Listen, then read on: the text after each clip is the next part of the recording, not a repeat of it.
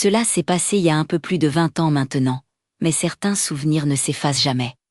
Ils restent là, enfouis quelque part, et parfois, sans prévenir, ils refont surface avec une netteté troublante. Cette histoire-là, je ne l'ai jamais oubliée. Et même aujourd'hui, je ne suis toujours pas certaine de ce que j'ai réellement vécu. À l'époque, j'étais enceinte de mon deuxième enfant. J'avais la vingtaine, une vie plutôt simple, et comme beaucoup de jeunes familles. Nous cherchions un logement abordable, c'est ainsi que nous avons trouvé cette maison en location. Elle n'était pas parfaite. Mais elle était assez grande, bien située, et surtout dans notre budget. Lors de la visite, le propriétaire nous a montré le sous-sol. Il l'avait transformé en un petit appartement, sans vraiment respecter les règles, un logement illégal. Comme il l'a lui-même admis avec un sourire gêné, sur le moment, cela ne m'a absolument pas dérangé. J'étais jeune, fatiguée par la grossesse, et honnêtement, ce genre de détails me passait complètement au-dessus de la tête. Puis, presque comme une anecdote sans importance, il a ajouté quelque chose d'étrange. Lors des travaux de rénovation, ils avaient découvert des symboles peints sur les murs et le sol du sous-sol. Des choses, démoniaques selon ces mots, des dessins, des signes, des inscriptions inquiétantes. Ils avaient tout nettoyé, repeint, recouvert. Plus aucune trace. J'ai trouvé ça bizarre, bien sûr. Mais pas au point de m'inquiéter. À cet âge-là, je n'étais pas du genre à me poser 1000 questions. Nous avons emménagé peu de temps après. Les premiers mois se sont déroulés sans le moindre incident. Nous vivions là depuis environ 5 mois, et jamais, pas une seule fois, je n'ai repensé à ce que le propriétaire nous avait raconté. La maison semblait normale. Silencieuse, paisible, trop paisible peut-être. Puis un jour, j'ai reçu un appel de l'un de mes cousins. Il voulait revenir vivre dans la ville où nous habitions.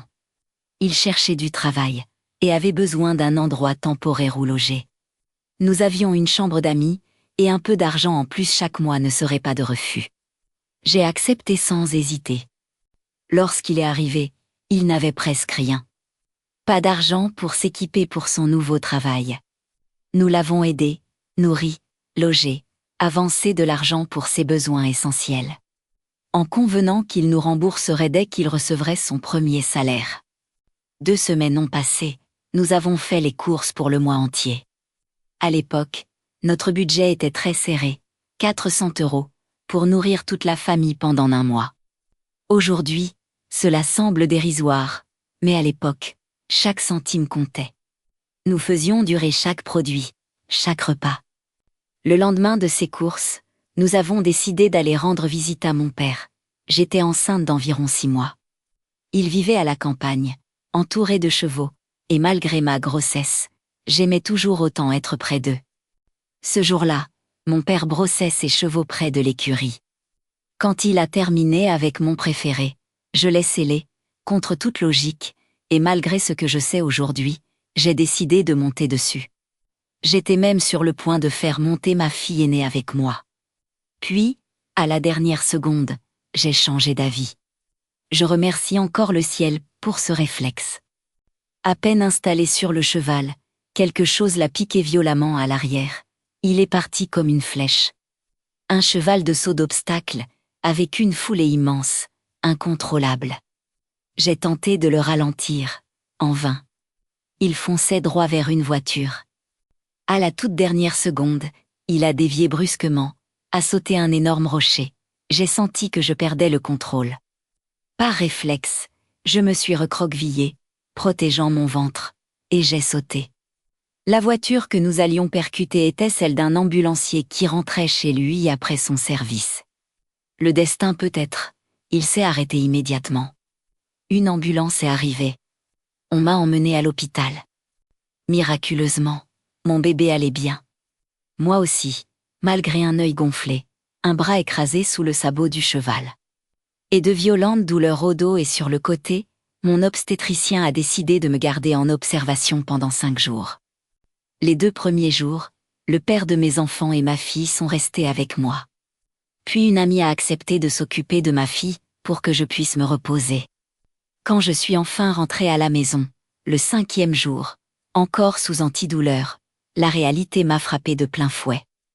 Le cousin était parti, sans prévenir, sans laisser un mot, sans rembourser un centime.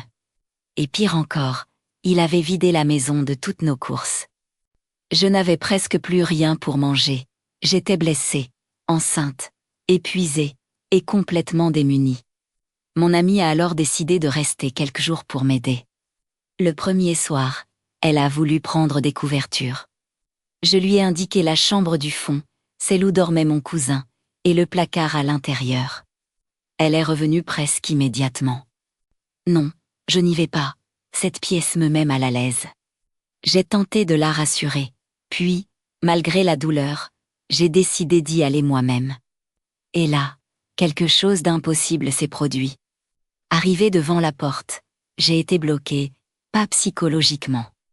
Physiquement. Comme si une barrière invisible occupait l'encadrement, impossible d'avancer, impossible de franchir le seuil. J'ai reculé, prise d'un malaise profond. Cette nuit-là, elle a dormi avec moi. Le lendemain, j'ai pu entrer dans la chambre sans difficulté, les couvertures étaient là, tout semblait normal. Mais l'atmosphère, lourde, oppressante, comme si quelque chose m'observait. 2 jours plus tard, mon ami est parti. Ce soir-là, je me suis retrouvée seule avec ma fille de 2 ans. Le père de mes enfants travaillait de nuit. Nous étions allongés dans mon lit quand je l'ai vu. Une femme, grande, vêtue d'une longue robe blanche fluide. Elle est passée devant la porte de ma chambre, lentement, puis a disparu dans le couloir. Contre toute attente, je n'ai pas paniqué. Je me suis endormie. Les nuits suivantes, elle est revenue. Elle faisait les 100 pas devant la porte encore, et encore. Chaque nuit, elle se rapprochait un peu plus. Jusqu'à la 5e nuit. Je me suis réveillée en sursaut. Elle était debout à côté de mon lit, me fixant. J'étais paralysée. Ma fille dormait contre moi. Je ne pouvais ni bouger, ni parler. Puis elle s'est assise sur moi. Elle s'est allongée, comme si elle tentait de prendre possession de mon corps. J'ai senti sa volonté, sa pression, sa présence. J'ai rassemblé toutes mes forces et j'ai crié. Sors, tu n'es pas la bienvenue ici, au nom de Jésus, sors. Je l'ai répété encore et encore, et soudain, elle s'est levée. A été aspirée par la fenêtre, et le silence est retombé. Je ne l'ai plus jamais revue. Nous avons vécu encore 6 mois dans cette maison, plus rien ne s'est produit, mais je me demande encore aujourd'hui. Était-ce une entité attachée à mon cousin? Ou quelque chose de bien plus ancien, lié au rituel du sous-sol? Je n'ai toujours pas la réponse. Abonne-toi pour ne manquer aucune histoire vraie inexpliquée. Chaque récit a un témoignage authentique qui pourrait bien remettre en question ta vision du réel.